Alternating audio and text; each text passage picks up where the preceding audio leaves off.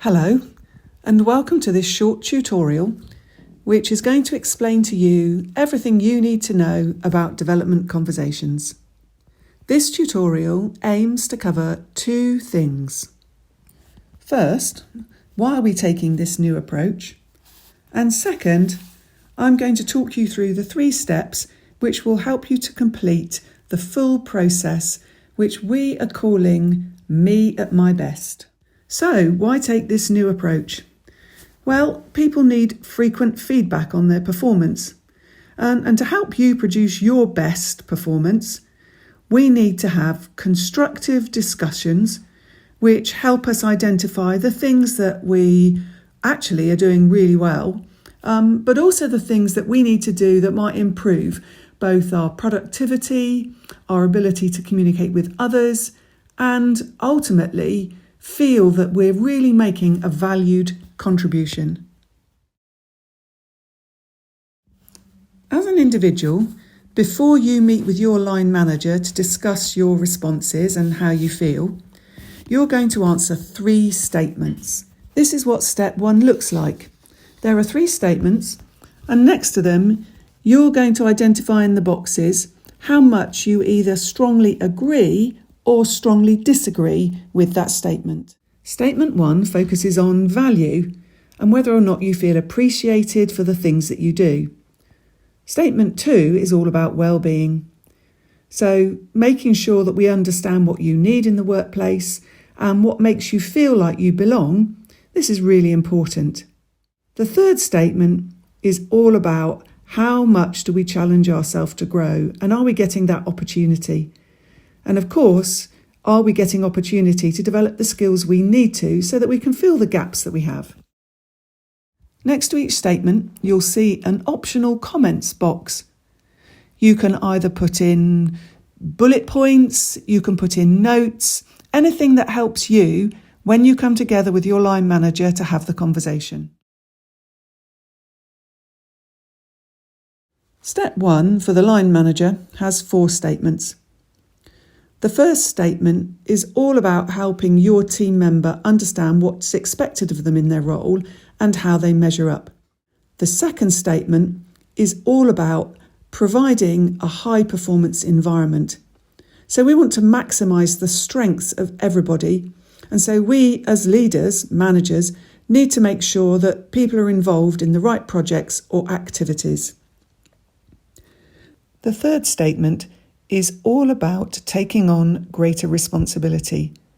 It's about the potential that somebody has and what opportunities can we find for them to stretch them into a different space. The 4th and final statement is all about providing support because somebody might be at risk of underperforming. This is about identifying how you as a line manager needs to support them better and how the individual is clear on what's expected of them so that they have every opportunity to be successful.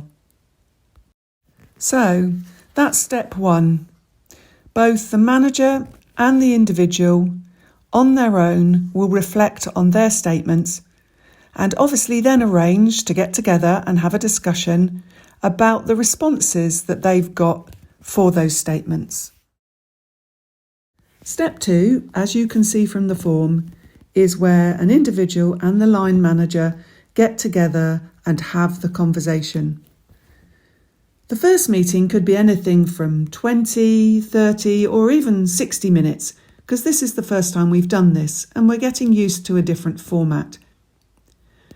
You're going to have this conversation up to 4 times in the year.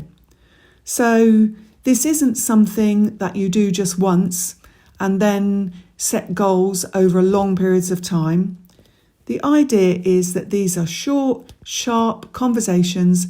They focus on things that are relevant right now, and therefore the goals will be a lot smaller and shorter and a lot more achievable.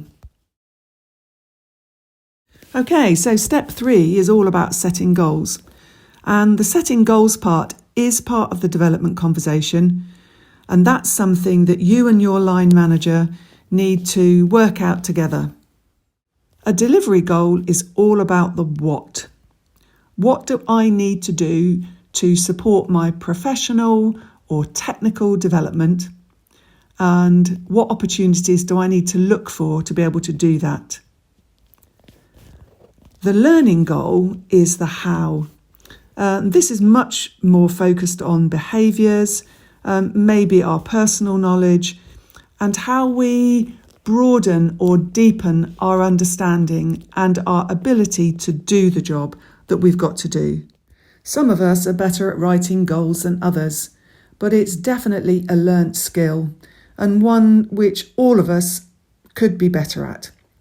So on SharePoint, under Learning and Development, there's going to be lots of resources which will help you think about how we set goals really well. So take a look on SharePoint if you want resources. Meanwhile, here's 2 things that I think are worth remembering about goals. 1, keep them simple and realistic.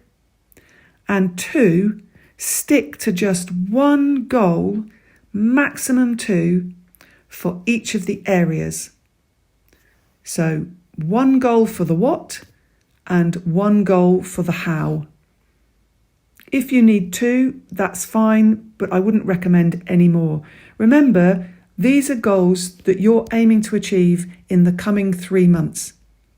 If you've got more things you want to work on, then you can set those next time when you have your next Me at My Best conversation. The final question in step 3 is the same for both the individual and the line manager. And this is all about helping keep people accountable for what they promise and commit to do. What you can count on me to do between now and the next conversation. This is a really important element. So finally then, and in summary, Me at My Best is a development conversation between an individual and the line manager. Step 1 is where the individual and the line manager separately consider the statements that they have to respond to. Then you get together and you have the development conversation, each sharing their responses to the statements. And then step 3, as part of that development conversation, is where you set goals. This is the really important part and makes what you're doing really active. The aim this year is that each individual gets the opportunity to have 4 development conversations.